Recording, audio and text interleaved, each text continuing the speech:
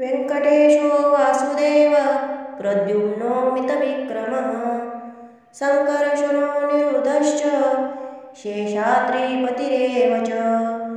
जनार्दनः पद्मनाभो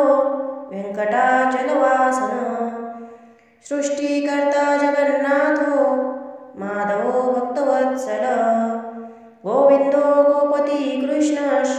केशवो गरुडध्वज वराहो वामनश्चैव नारायणोऽधोक्षज श्रीधरः पुण्डरीकाक्षः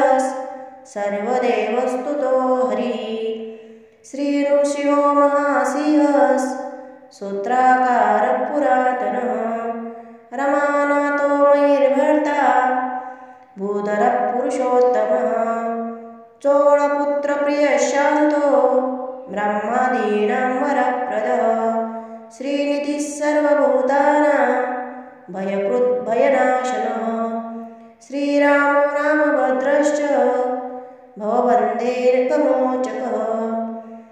भूतवासो गिरावासः श्रीनिवासः श्रियःपतिः अच्युतानन्दगोविन्दो विष्णुर्वेङ्कटनायकः सर्वदेवैकशरणं सर्वदेवैकदैवतं समस्तदेवकवचं सर्वदेवशिखामणिः इतीदं कीर्तितं यस्य विष्णोरमिततेजसः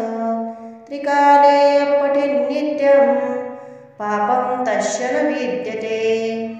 राजद्वारे कुटेद्वारे सङ्ग्रग्रामे रिपुसङ्कटे भूतसर्पपिशाचादि भयं नास्ति कदाचन अपुत्रो लभते पुत्रान् निर्धनो धनवान् भवेत्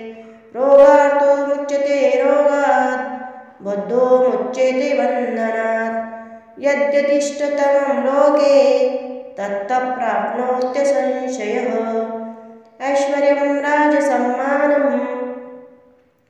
भक्तिमुक्तिफलप्रदं विष्णोर्लोकैकसोपानं सर्वदुःखैकनाशनम् सर्वैश्वर्यप्रदं नृणां सर्वमङ्गलकारकं मायावी परमानन्दं त्यक्त्वा वेङ्कटमुत्तमं स्वामी पुष्करिणीतीरे रमया सह मोदते कल्याणाद्भुतगात्राय कामितार्थप्रदायिने